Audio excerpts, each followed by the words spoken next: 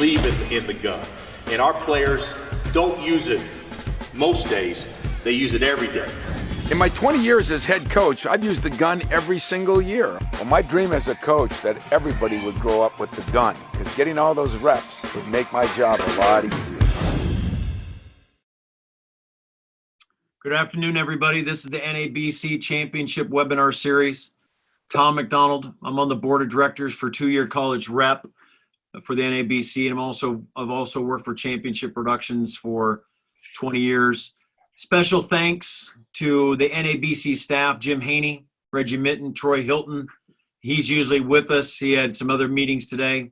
Eric Weiberg, Rick Letty, Mark Wade, all the whole staff were just unbelievable in helping with social media, advice, pointing us right direction. The Gun for sponsoring these. Sideline Interactive for coming forward and giving one table, 8 feet long, LED, free shipping. It's an over $11,000 value for somebody who's going to win that. Craig Reed from KBA and his sister who own the business. They've been sending out marker boards, clipboards, magnetic boards for coaches that are stuck in their house and can't get to their offices to help with these presentations. Mike Bray, past president of the NABC, Jamie Dixon, the current president of the NABC. All of our board of directors have been unbelievable in the areas of promotion, marketing, their time and effort, encouragement, pointing us in the right direction. Championship Productions, Bill Bergen, Nate Landis, and Daryl Bennett. Just remember, if you want to buy videos, I think you can get them for 25% off. If you want to look at those clinics that were made for the clinics we were going to have, the NABC was going to have in the spring, you can get those replacement videos, the virtual clinics, for like $125, which is unbelievable. It's like 75 speakers. And I told you before, is same speaker, same topic, same speaker, different topic, different speaker, same topic. So everything we tried to cover all the bases. And then the last thing would be, before I get a chance to introduce our next guest, Chris Mooney from Richmond, that benevolency fund. If you have a couple of dollars that you can spare, there's going to be a lot of coaches and a lot of programs that are going to need help. So don't be afraid just to get on, use your credit card, give a couple dollars, and just paying it forward to these coaches that may need it in these programs. Okay, introducing our next guest from the University of Richmond, Chris Mooney. He is 316 and 261 at Richmond and at Air Force. I'll go through that. Coach, I do it. Arcadia College. Where is Arcadia at? Arcadia is in Glenside, Pennsylvania, right outside of Philadelphia. Got it. And Lansdale Catholic High School, that before or after? That's before Arcadia, which is also outside of Philadelphia in Lansdale, Pennsylvania. And then Beaver. So Beaver College is Arcadia. They changed the name a few years after we left. All right. I just wanted to get that straight because I was wondering, there were some things missing. I just wanted to make sure we were right on it. All right. He was an assistant at Air Force, then the head coach at Air Force, and now at Richmond. I'm going to run through some of these unbelievable stats. Again, NCAA tournament twice. I'm going to give him a third one, Coach. That's my prerogative today. But unbelievable year. You're 24-7, 14-4 in the conference. NITs twice, CBI 3 times. And like I said, the A10 tournament 2011 champion. Coach, where were you at when this all went, when it came to a head with this pandemic and COVID-19? Where were you at? We were with the team in Brooklyn. So we had just traveled there on Wednesday night. Went out to dinner with the team in Brooklyn at a great barbecue spot owned by a Richmond alum. And when we got back, it was that evening that things really started to be questioned. Earlier that day, the Ivy League tournament was canceled. Then some things started to really happen that night, and the NBA issue, they started canceling the games. And then the next morning, the A10 tournament started, and it was scheduled to start, and right before the noon game, they canceled it. Unbelievable. So here, let me give you some more. Winningest coach in Richmond history, 2010 A-10 Coach of the Year, 2-time NCAA appearances, 3 CBI appearances, NIT appearances, A-10 championship 11, played basketball at Princeton University, 4-year starter at Princeton, 2011 Sweet 16, 5th most conference wins in Atlantic 10 history, 5th most total wins by a coach in the A-10 history. And here's the one that I mention all the time because it does show their commitment, they as in the coach, the commitment to the NABC, the profession of educator and coach, 21 years a member of the NABC. So with that, Coach Chris Mooney of Richmond University.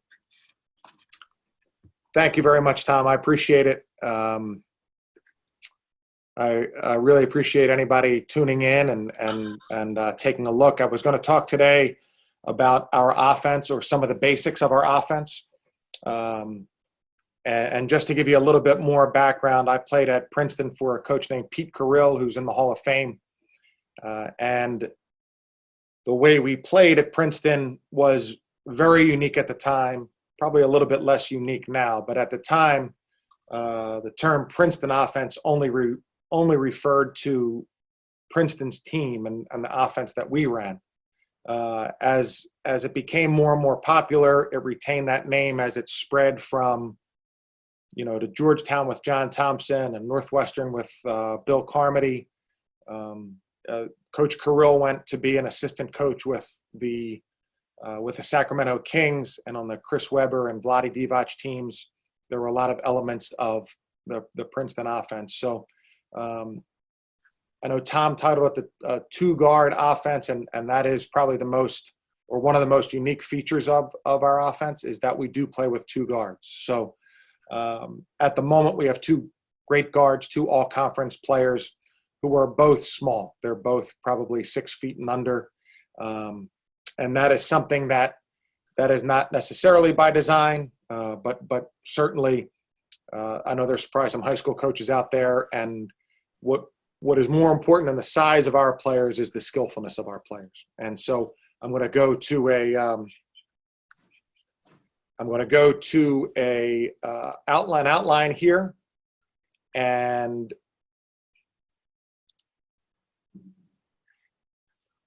okay, I'm going to go to an outline here, and that's going to have some of the tenets or some of the important things of our offense. And so the most important thing is guys who can dribble and pass.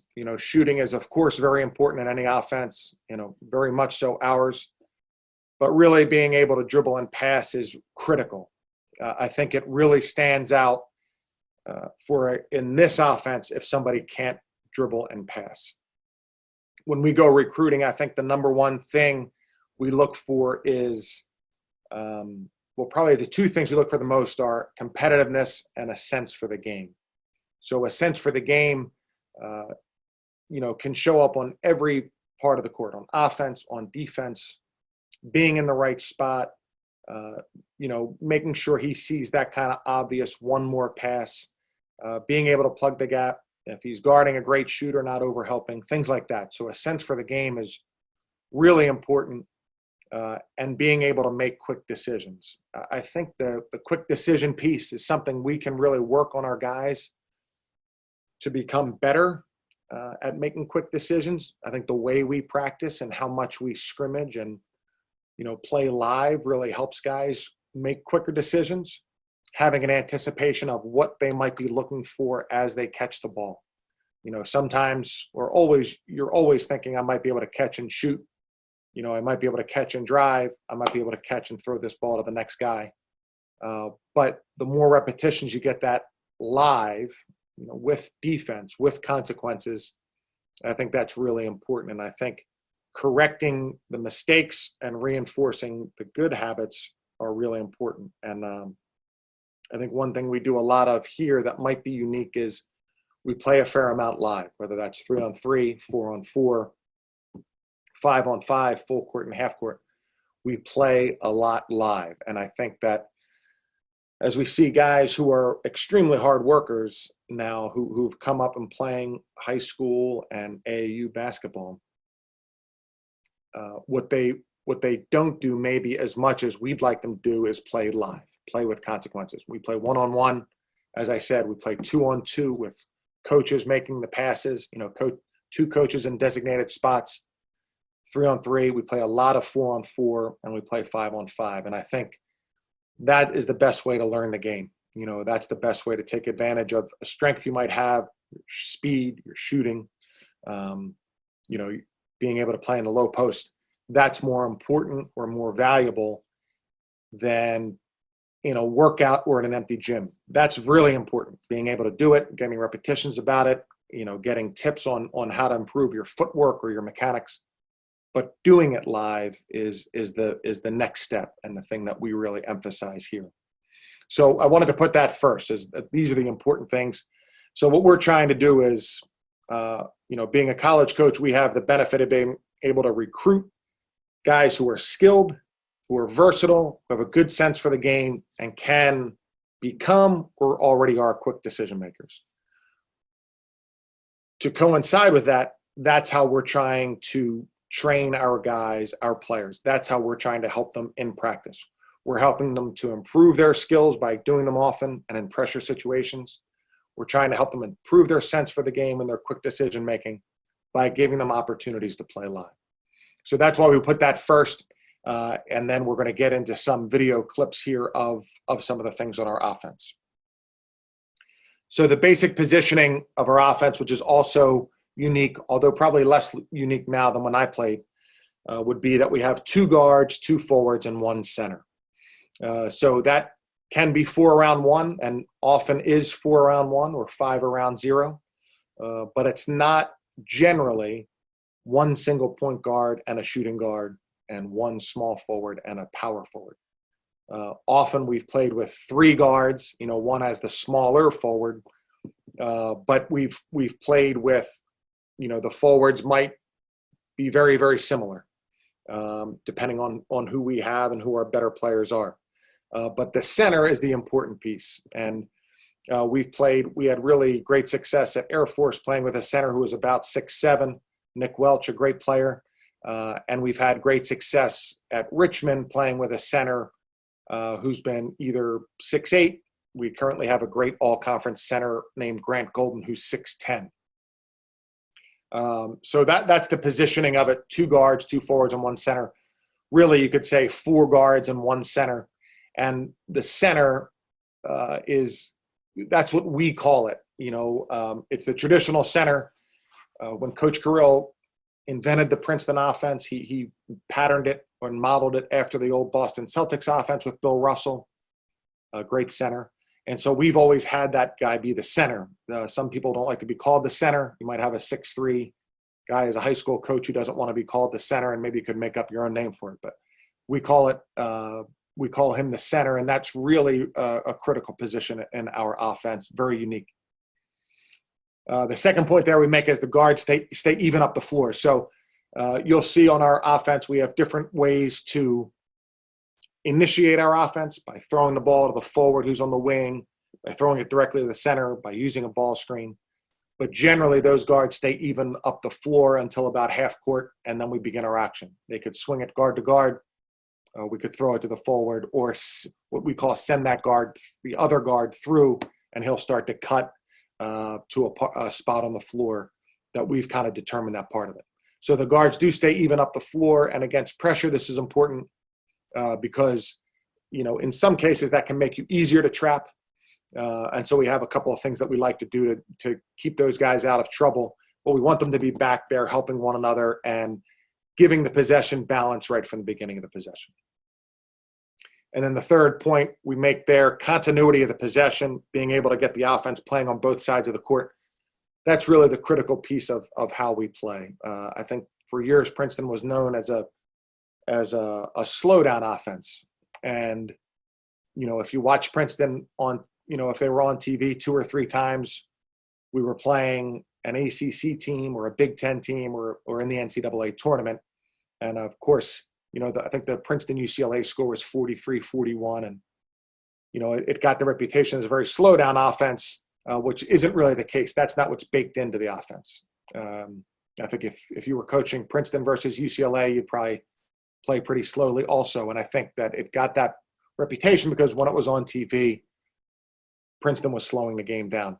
This year, we averaged 75 points and had had a pretty quick tempo. I think we were one of the fastest teams in the Atlantic 10. So in terms of pace of play, it doesn't necessarily have anything to do with what the offense is. Okay. So now as we get into offensive setups, I'm gonna switch between this outline and some video, and I'll talk first about low post play.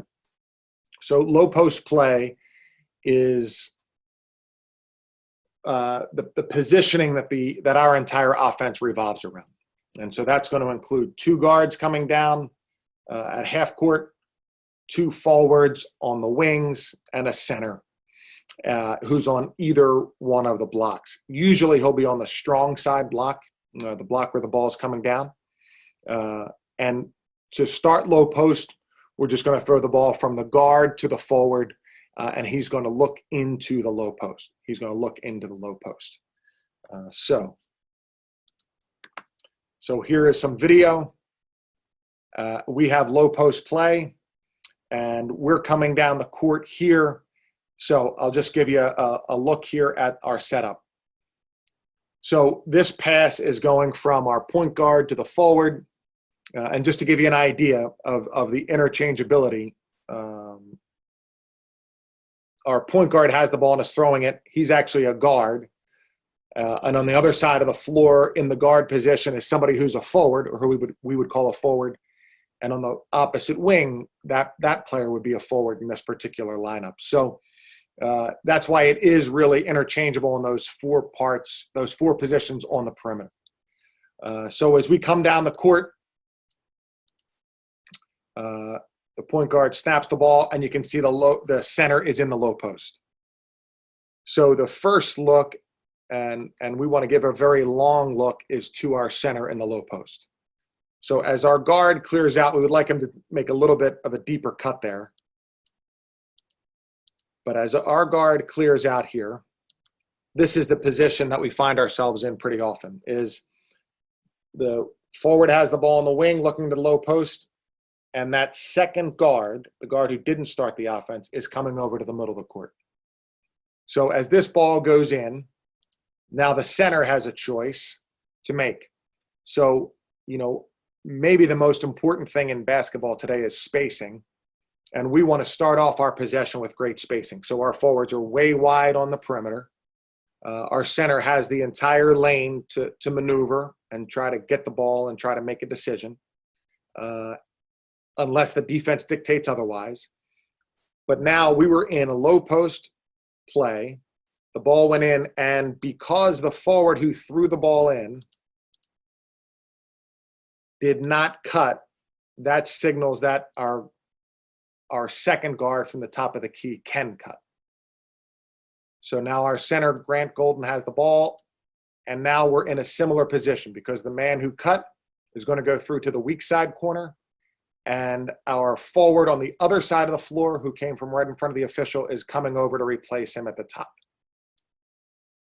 So as he cuts, the next guy is coming to the top.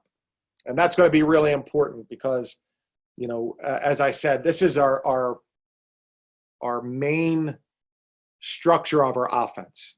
Okay, with the ball on the wing, the center in the low post, a man at the top of the key, a man on the other wing, and a man on the weak side corner.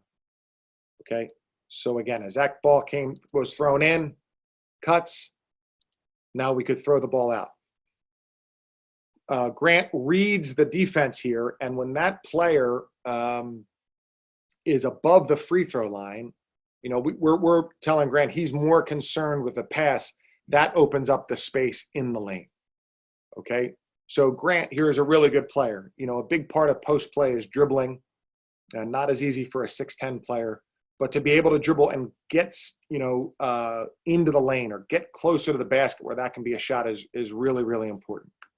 So he goes in here, makes a nice little move, and kisses that off the glass. So let me just play it without stopping here. Low post, throw it in, cut from the top, sees an opening, tries to get in there deep and score. Okay. Now on this play, we very much encourage transition. You know, we have a very fast team and a skillful team, and I think those are two of the really important parts of playing in transition. So on this play, if you notice, our guard who's bringing the ball down, Andre, is the only person on that side of the floor. So he could stop and wait for one of these forwards, that's Nate Ko at half court or Tyler Burton barely in the screen, even farther down the floor. And he could wait so that we could have a balanced court. But instead of doing that, he's going to dribble right into the low post position. So as he dribbles into the low post position, now we have our second guard at the top of the key. We have our weak side forward, you know, foul line extended on the wing, and then what could have been the first guard through, but another player in the opposite corner. Now, this is an option that our players have. So the last one we would call low post corner, because when we fed the post, we didn't cut. On this one, Andre is going to feed the post and cut right away. So as he cuts, if you notice, our guy at the top of the key now, he would replace him if we didn't throw it to Andre on the give and go. We'll play this from the beginning. He's coming down the court. Our center's down there. Doesn't get great position, but it is block position. Throws it, give and go, and we have it.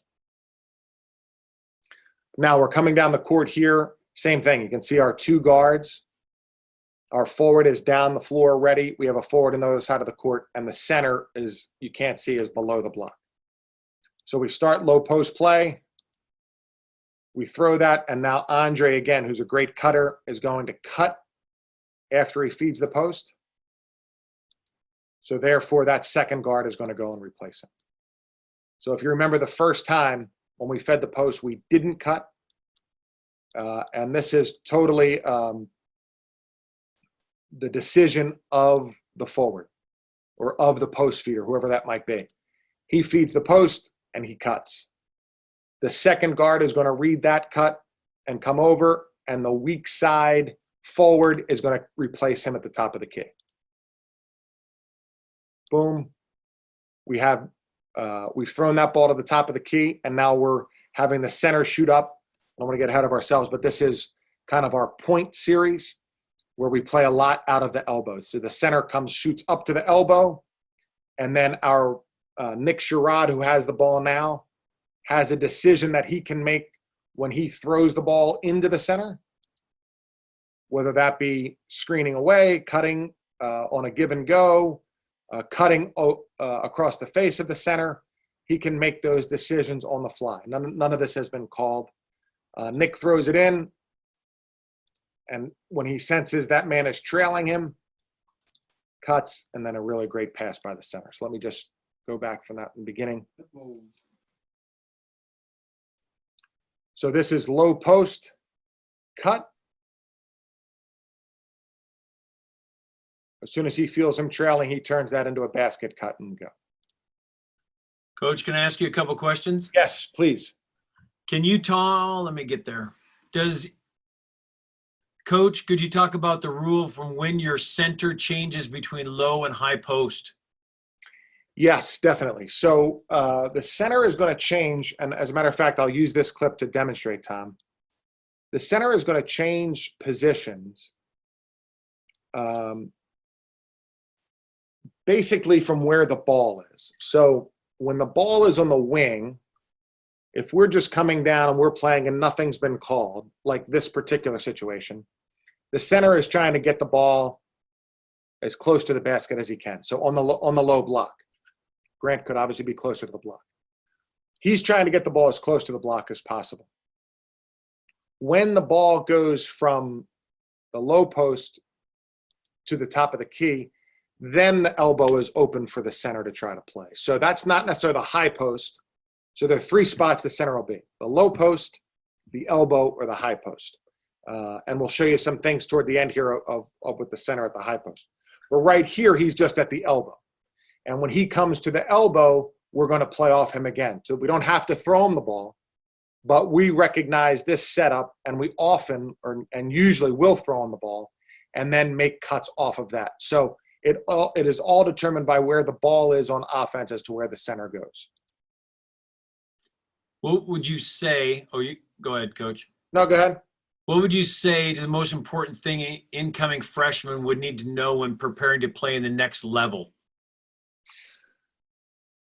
I would say by far the most important thing is two things. How good everybody is because of the talent level of college basketball and in any level at Arcadia, at Air Force, and at Richmond. How much older the players are than any incoming freshman is. So the players are generally 1 to 3 years older than him. And then the second thing would be how hard it is. The habits and the culture that those players have been a part of for 2 and 3 years. It's really easy comparatively for those guys to go through a college basketball workout than it is for a freshman, or a college basketball practice. The competitiveness of it, the physicality of it. It happened after a lift, maybe after a film session, after classes. Those players' bodies and minds have been conditioned to handle that, and it is really hard to catch up to be a freshman. So I would think the greatest thing you could do is, just have great respect for the players that you're coming in behind would be one, and get in the best possible physical shape of your life before you start would be number 2.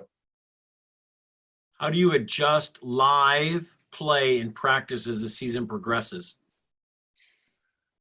I would say we do a lot live during the course of the season.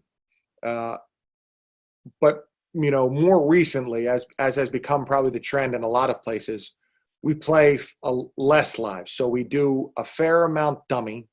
We start our practice with the same, what we call the warm-up, which is about a 15 to 20-minute series of team drills, whether it be dribbling, passing, layups, full court layups, shooting. That is all very much everybody's doing. We really insist on a great pace for those so that we know that our guys are moving hard, beginning to sweat, beginning to get a feel for basketball that day, and really concentrating.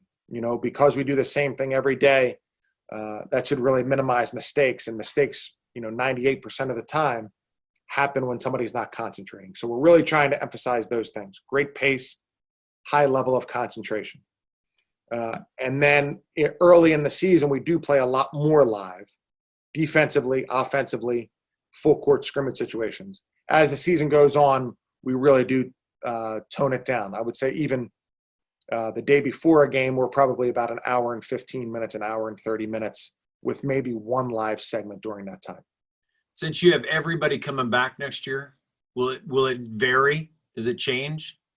Yes, I mean there's a tremendous difference between coaching a veteran team and a team with a lot of freshmen. And so, what we will try to do is we will try to incorporate. We'll have 3 freshmen coming in, 2 scholarship freshmen and a walk-on freshman. We will try to give those guys as many reps as we can.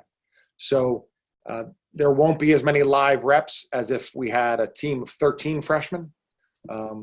But we'll try to give those guys as many reps as we can, while probably giving the veteran players half the reps, or those guys splitting some of the reps. But we don't want those young guys to get too far behind. But certainly when you have a veteran team, everything is easier. Everything goes more quickly. So all the families you have in the Princeton offense, how many do you install and teach first? Or how many do you install, and which ones do you usually do first? All of the concepts of the Princeton offense? Yes, sir. Yeah, so I would say we always start with low post, because really that's the basis for, if you're a forward who's coming in as a freshman and we say, hey, this is where we want you to stand on the wing, and we're fairly precise about that, that's not going to change for 4 years. That's not going to change in transition. That's not going to change in the half court, out of a timeout. That's never going to change. So everything about low post play dictates how we're going to run our offense. It also emphasized is that we really want to throw the ball inside. Grant Golden, our center, 6'10", had over 100 assists this year. A few years ago, we had the A10 Player of the Year named TJ Klein. He was second in the A10 in assists as a center. So it's not just for those guys to score, even though those guys are very good scorers and can really take advantage of position and low post. But it's really important for us to throw them the ball and then help everybody else play out of their position. Have you ever put a guard in that center position?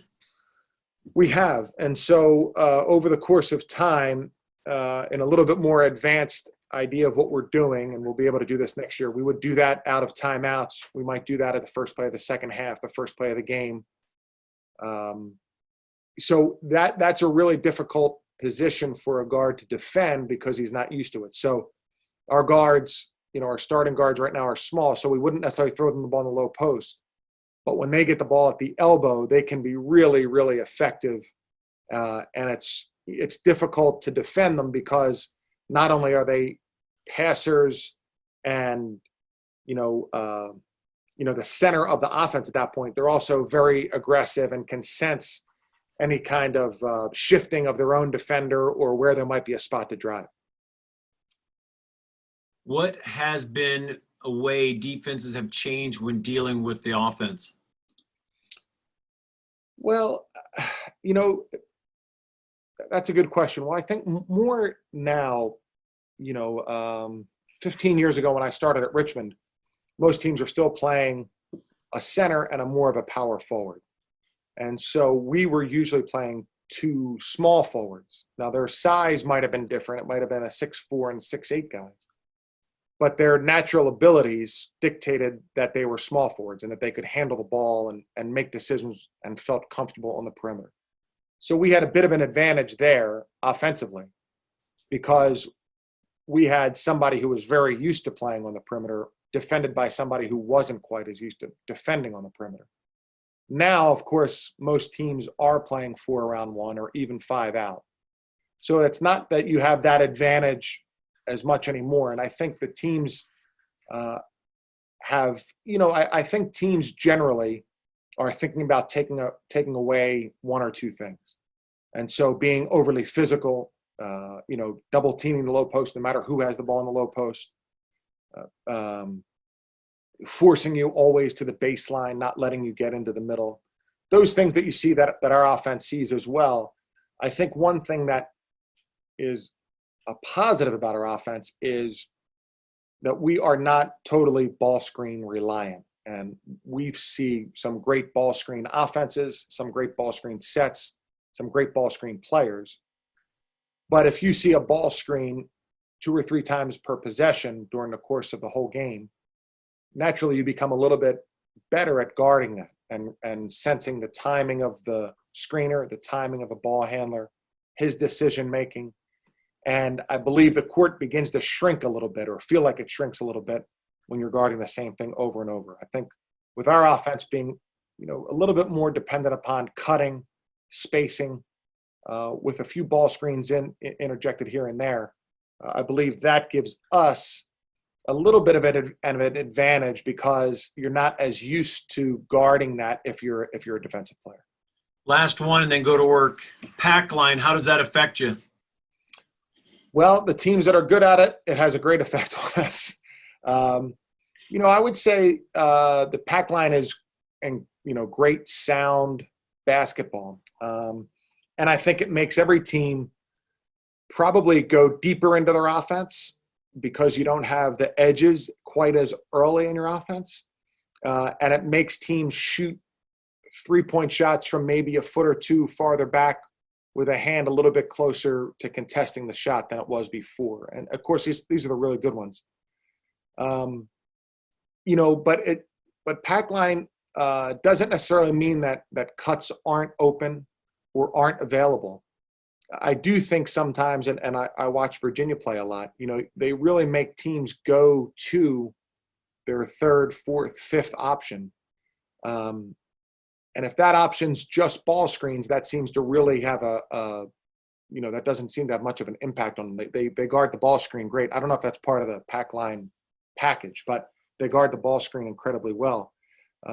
So I think that our offense, where there's cutting and the ball is a little bit more freely shared. In other words, the point guard's not solely responsible for possession of the ball. Everybody's responsible for it. I think when you have that shared responsibility, you have a chance for more people to make things happen, and that might give you a little bit of an advantage. Coach, I won't ask you more questions till you get close to the end, okay? Okay, thanks, Tom. Bye. Okay, so the next part that we're going to show here, low post to point screen away. So point, just the word point, is a setup on our offense, which is the natural next part of low post. And so that's why it has become such an important part of our offense. So here, as we start this right here, we're in low post play. Okay, so same as we saw on the very first one, we throw the ball to the wing. Nick Sherrod has the ball. His first look is into Grant Golden, into the center of our offense, and the guard's cutting through. Again, not quite as deep as we'd like him to cut through. So as he gets a little farther through here, we've had that second guard come to the top of the key. And this is one thing that we've probably adjusted over the years, is we've really had that guard come closer to half court than at the top of the key. I think if you watch clips from us when we were at Air Force, we'd have that guard almost right at the top of the key. And now we've talked about giving that more space, giving a little bit more clearer picture to the forward who has the ball that you're open, and not to crowd the court too much and give him plenty of space. So you can see the center right here giving up his position on the block to shoot up to the point, or to shoot up, to the elbow. Once the guard has the ball, now we're in point. And so this is Blake Francis here, the guard who threw the ball to the center. When the line moved back, we probably had the center shoot up a little bit higher than the elbow. It used to be right on the elbow. Now Blake Francis we saw in the last clip when Nick Sherrod cut over and got a return pass. He could go that way to where the ball just came from. He could screen away opposite of where the center is for the forward on the opposite side of the court, or he could just try to get a give and go on a cut right down the middle. Blake's a very quick player, as a lot of your guards might be. Grant's a great passer and could throw that pass on a give and go. So right here, Blake decides to screen away.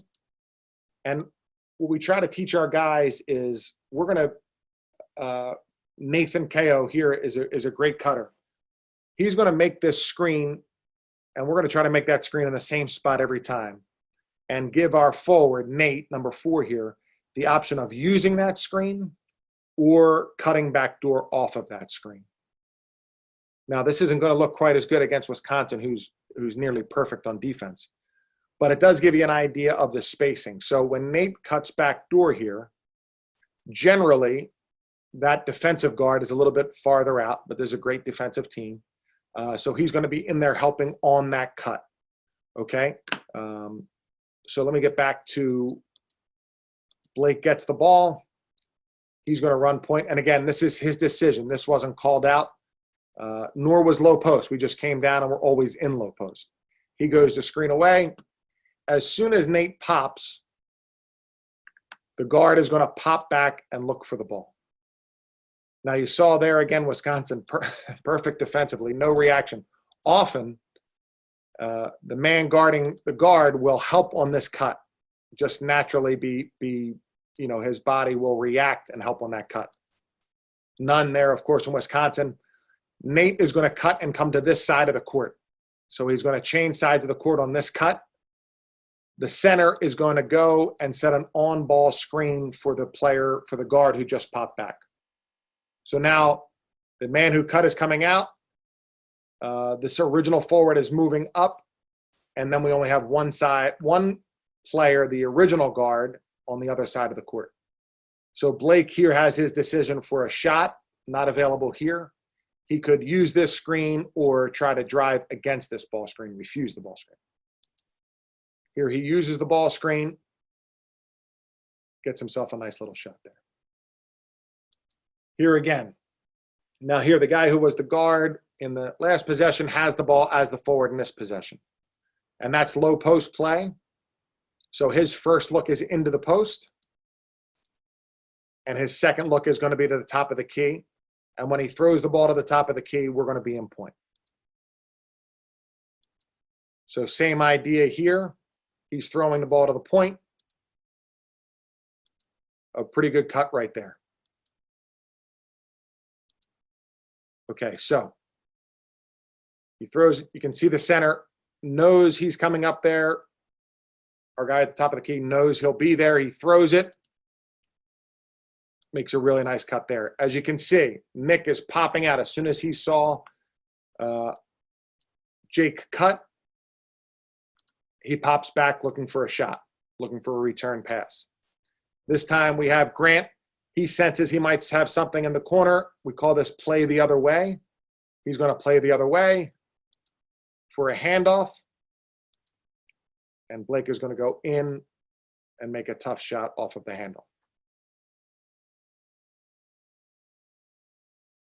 So I'll let it play. So here we're in low post.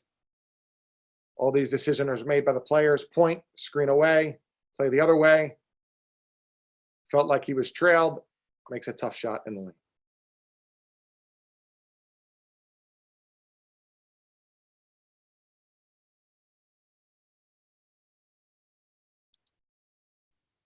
Now on this one, Blake is going to come down the court. This is a little bit different start for us.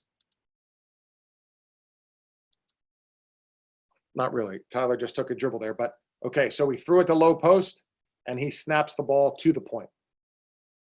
That's a freshman there on the other wing, so he's making some mistakes.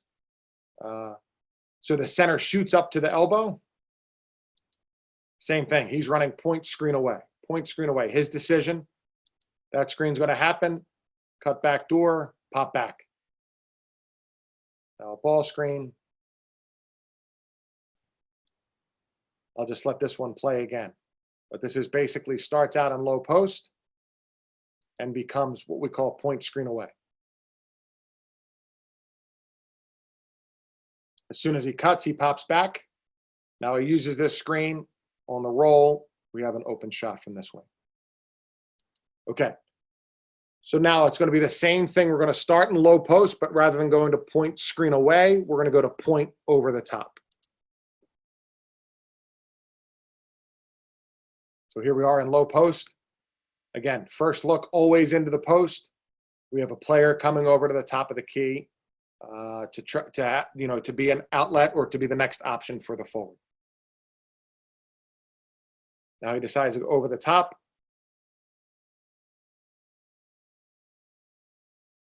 Okay, pretty nice shot. When he goes over the top, Blake, who's in the corner here, he has the option. As that gets closer, he can cut back door. You can see that that's a pretty empty area right there. Or he can use this screen set by Nate. Now this is, the timing of these things is critical because if Blake decides to use this, if he goes too soon, he could put Nate in a difficult position where he might have to set a moving screen or maybe not be allowed to screen. So that timing is something we really work on a lot. And I would say we would probably go back door maybe 50% of the time and use it 50% of the time. He decides to use it, illegal screen, same thing. As he feels the trailing, he just flies off of it. Low post, now we're in point. Over the top. Now Nick cuts a little bit too soon here. So as he goes over the top, Nick should wait till the guard is in better position to screen before he decides to go back door. But he goes back door a little bit soon. As he cuts, we pop out. And on this one, we follow again, just like point, screen away, with a ball screen from our center. Now that's going to be an empty side ball screen because there's no throwback guy. Use that screen into the middle. Now again, coming down in transition. Now, Tom had asked if we put a guard in the center spot. Nick is actually a forward for us, has played guard, but there is somebody, he's running to that spot because he recognizes that it needs to be filled. He's a veteran player, a good player, comfortable in there. And he gets in, once he's in the center spot, then we know where we are and we're right away in point. Nate decides to run over the top.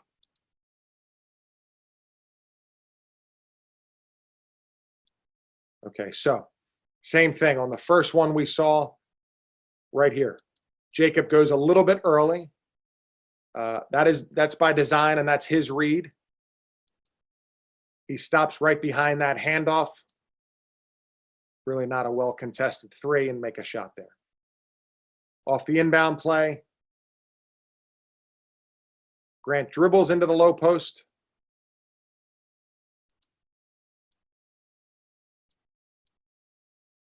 So this is something that I've seen more and more popular also, and we've done it for a while here at Richmond, is dribbling right into the low post. So Grant here dribbles into the low post. Because number 11, Jake Wojcik, is going back to that side of the court, going back to the strong side of the court, that dictates that Tyler Burton right here is going to cut. Had Jake continued to cut, then Tyler would have filled his position. That dictates that he's going to cut. That cut opens the ball up for Nick, and now he very naturally is going to run point over the top. And then Grant is always going to have the decision here whether he wants to play with the point over the top or the guy who just threw him the ball, or to what we call play the other way. He plays the other way, and we get a nice little layup there. So I'll just go from Grant in the low post. A cut opens up the next player over the top. Nice backdoor layup. Okay.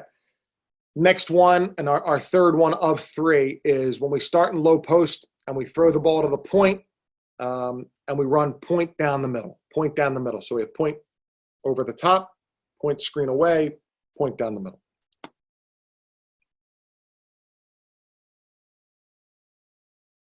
So we're in low post here. In point. So there you see, he could have screened away. He could have gone over the top. He tries to get a return pass from our center. Grant plays the other way. Get a nice layup there.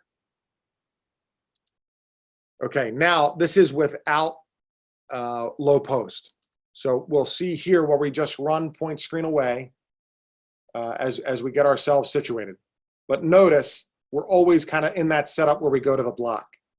And then our center, in this case, this is really a forward, is shooting up so that we can play point. Screen away, pop back as he cuts. See this defense, just a little bit on this cut. The better the cut is, the more option you're going to have to hit the guy for a return pass that results in a shot. So this is a great cut by Jacob Gilliard. And there's a reaction to the hardness of the cut and the speed of the cut. And you can see the guy guarding Blake now, his bottom foot almost touching the charge circle. So that's a lot of space for Blake to pop back. It's kind of a comfortable shot there. Here, point, screen away. Great cut. Followed by a ball screen. Throwback, shot. Now, interesting here. When Blake uses this and throws it back, Blake is cutting. We're back in our low post spot. So if Jacob decided not to shoot this, he could throw the ball into our center, number 2 here, Sal Caresi. And number 22 would be coming to the top of the key to take his spot for either low post or point.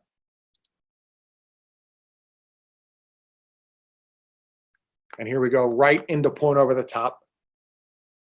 So we throw it right to over the top. Really nice move by Jacob there. So again, this is a little bit semi-transition. We're through, center catches, and right here is when the decision has to be made by the forward. So he can use this. He's basing that 100% on how his man's guarding him. So if he wants to use that screen, if he felt like he was going to be trailed, or if he was the defender was farther off of him, okay, that would be an opportunity to use it. He senses that defender. You see, he's got a little weight on his top foot there, leaning that way. He's going to cut backdoor. As he cuts, the guard pops. Now, this is an empty side ball screen again, and we do talk to our guys a lot about, exploring that option of refusing the screen, of seeing if there's any availability here. This is a point guard here, so he's, tremendous with the ball, and there's a lot of concern when he uses the screen, and so Jacob makes a nice little play here for a beautiful shot. Just one more time from the beginning.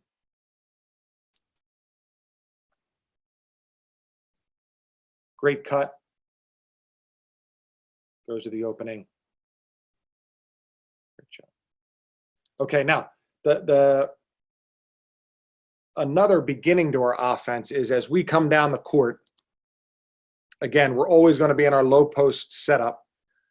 If we call forwards out, so all this means is the guards and forwards are exchanging. If we call forwards out, we're just going to have the forward come out, and now we have the two guards are on the wings and the two forwards are in the guard spot. Again, you have to be a good ball handler and a good decision maker, and a pretty quick, decisive decision maker to be involved in this and to be this far away from the basket with the ball. Our forwards are very good at this, and as he swings the ball, that's going to enable us to go right into point. So as that forward came out, he'll have some decisions. He could turn and go back to his own side guard, and then we would be in low post. You see the center on the block. If he swings the ball, we're going to be in point right from the top here. So forwards out, he's going to cut through. As he cuts, the center comes to the elbow, and then Nick here, who threw the ball to the center, has the decision. He's going to run point screen away.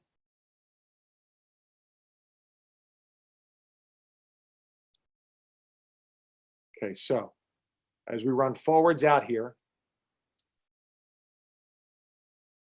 you can see Nick confidently throwing that ball to where the center is coming to. And we mentioned all the point screen away ones we've shown so far has been the guy getting the screen has cut back door. In this case, we can see the option that he has of using the screen. So as he comes and uses that screen, okay, we want to try to have him be right where he is, just behind the screen, not to run down the ball on this one, just behind the screen. The center is going to screen out on the other side of the floor. So if you just watch the center's movement here, as he throws this ball, he's going to go and screen out for the guy in the far corner. That also creates a little bit of space for the guy who caught the ball because the center is out there. Now we have Blake with the ball. He might be able to throw that ball to Jacob, who has stopped as the man went over the screen. He might have a little bit of space here because he's a good jump shooter to get something done himself. So that's space all created by the center's movement, all by the center's movement. So as he throws it, boom, going out, creates a little bit of open space there for a nice little pull-up. Here again, forwards out to point. Forwards out to point, screen away, same thing. This time Jacob uses it, and the center goes to screen out, okay, which is going to create a little bit of room here. Again, Wisconsin perfect defensively, but most teams even a little bit more space right there. Maybe you could drive all the way to the basket. Maybe you could just have, capitalize on the edge as you're coming off of that screen. Nifty little move by Jacob for a three-point shot. So same thing. From forwards out, we're going to go right to point. Throws it. Center's going out. A little bit of space created. Here, forwards out. That's point down the middle. Same thing, screen out. All these shots are going in. Beautiful. Okay, so forwards out. Now Nick has thrown the ball to the center. He's going to cut. And when he cuts, we're having that next player just as Blake did it. Just be right available for the ball. If he was overplayed, Grant would probably stop and maybe come back and play the other way and play with Jacob in this corner.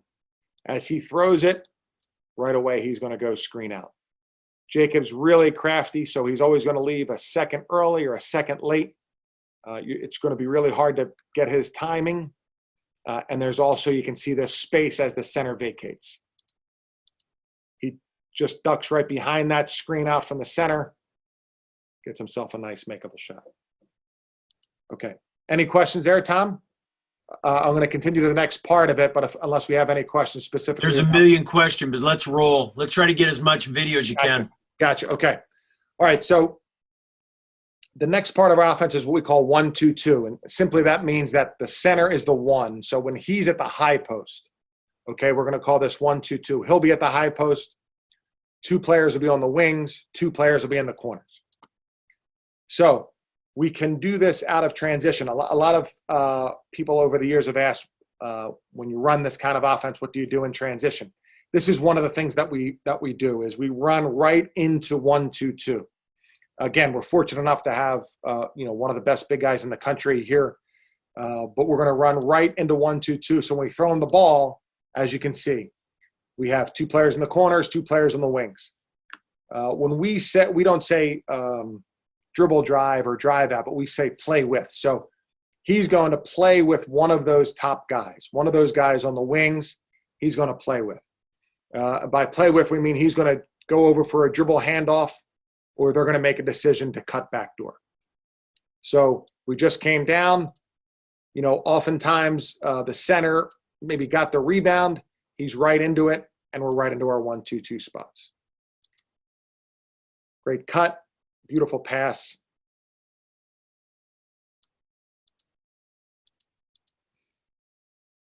We're going to come right down. We're in 1-2-2. At this point, we don't need to call anything.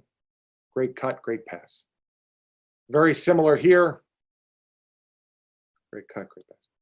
And, I think a lot of times cuts are more open right at this stage of the offense.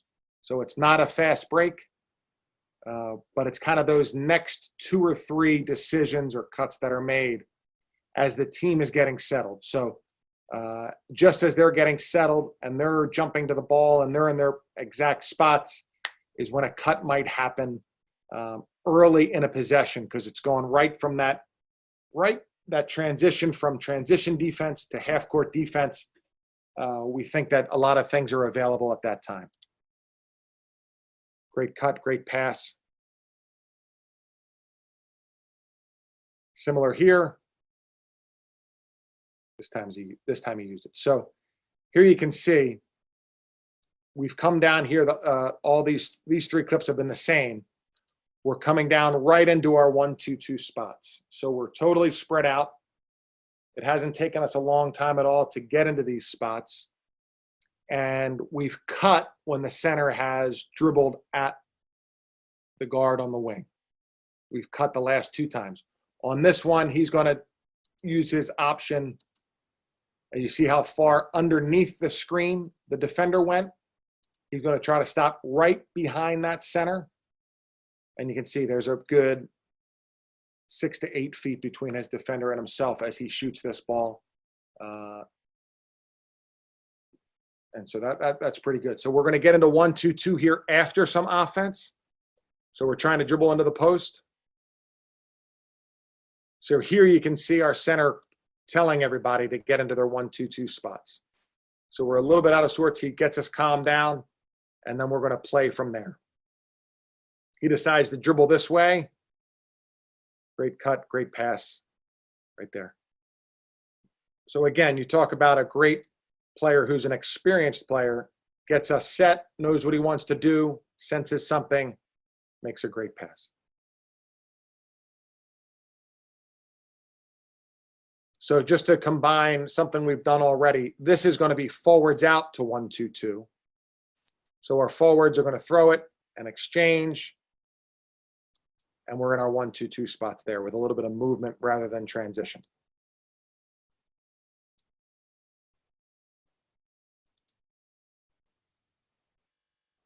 Boom, we're in our 1-2-2 spots. Really nice passing cut. That's actually Matt Grace, another center of ours, a really good, really good passer. Great cut. Similar, forwards out. We're in our 1-2-2 spots. And there. Like the time before, as we get to these spots, whoever the center plays with, okay, and by play with, I mean, whoever he dribbles at, he has the decision whether to cut or to come get this ball. And we've seen Blake, the player right here, is going to make this three. We've seen him take this handoff on the fly and keep going. He's made a couple of left-handed shots in the lane. On this one, we're going to see him stop behind because his defender goes so far under. You can see right there, that's a lot of space between the shooter and his defender. So he's ready right here, ready to be played with, and he's making his decision solely based on how he's defended. Everything is just based on how he's defended. He uses this. When the man goes under, he has a very nice look at a shot. Is this the last one? Yes. Okay, so the last one we have here is just to talk another piece of transition is, a fairly common transition drag screen that we'll show you. Again, we played a pretty fast pace, and oftentimes your center is later down the floor. And so one thing we'll go to is right to 1-2-2. Another thing we'll go to is our transition drag screen. So as we come down the floor right here, that's often for everybody, I assume, an empty side ball screen. And we're going to play right off of that. Nice shot right there. And from this, we can get ourselves into our point and low post series.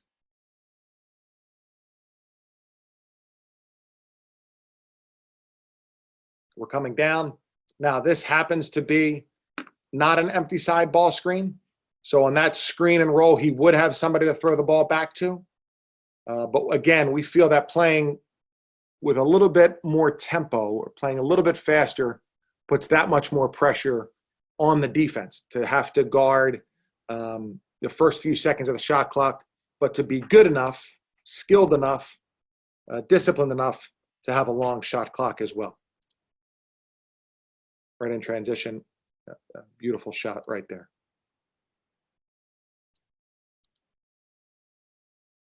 Comes off of that screen.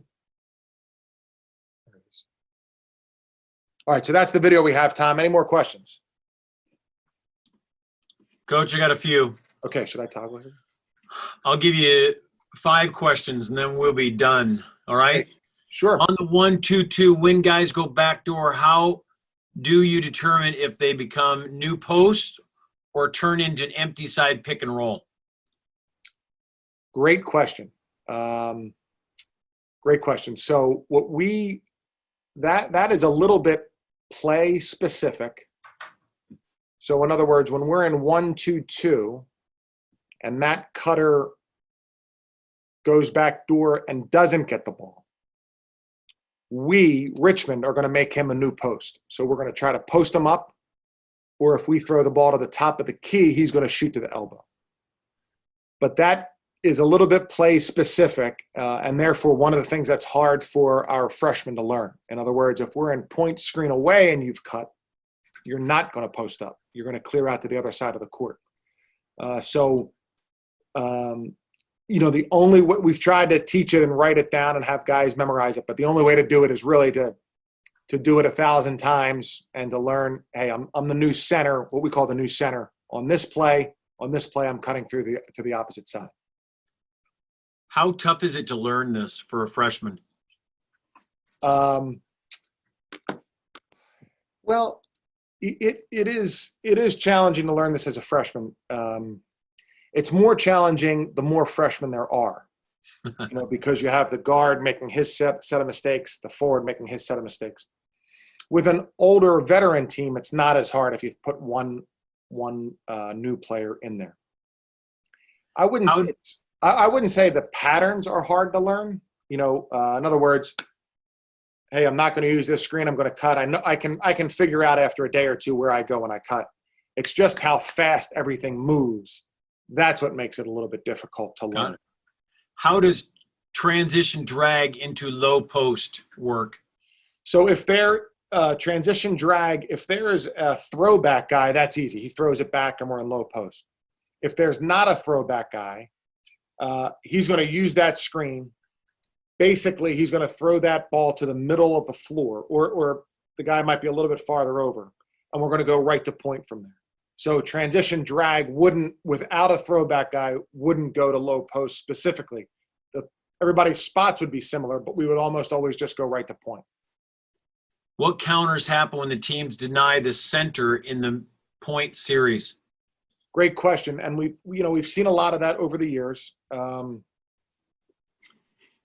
Well, we have a couple of things. If that center is denied, we'll maybe run a couple of times a rub screen from the center.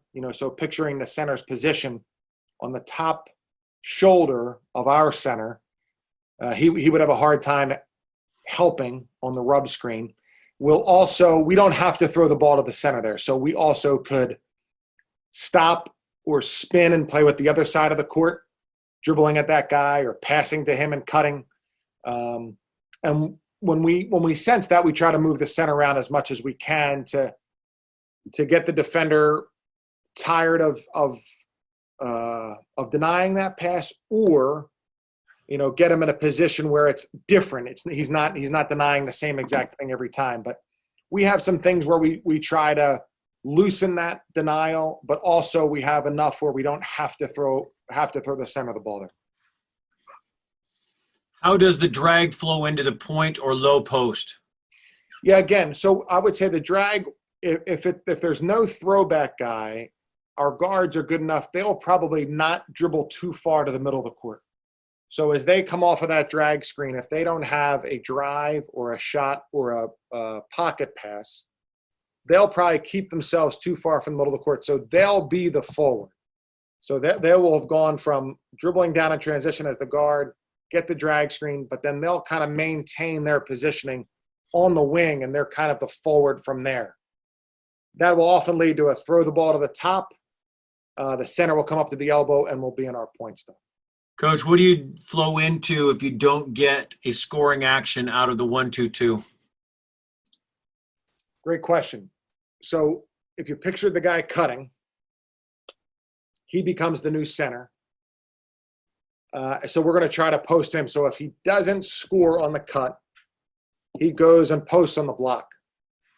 The center, the original center from the top of the key, throws the ball to the guy in the corner who has come now to the wing.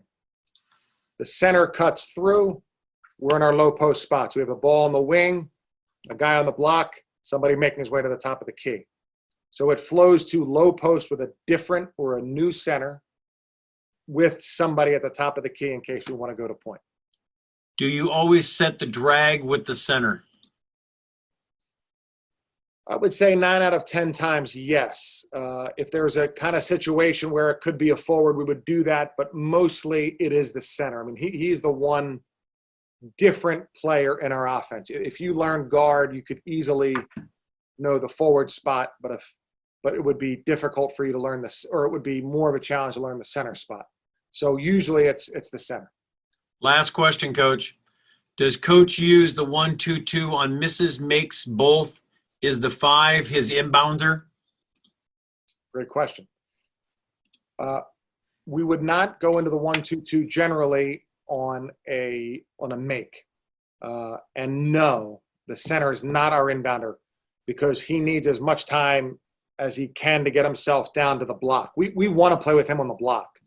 So even when he shoots up to the top of the key, we'd rather him come from the block or under the basket. So he does not inbound. His job when the ball goes in is to get down to the block as soon as he can. I'm just writing. Coach, you know we could have been here all day.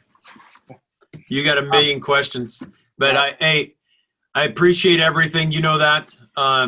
If you ever need anything, don't hesitate to let us know. Be safe, and thanks for being on for a little longer than you signed up for. So, No problem. thanks again. Good luck. Stay safe. If you ever need anything, let us know. Have a great day. Thanks, Tom. Lonnie, thank you. Thanks, Coach Mooney. Yep. Thanks, man.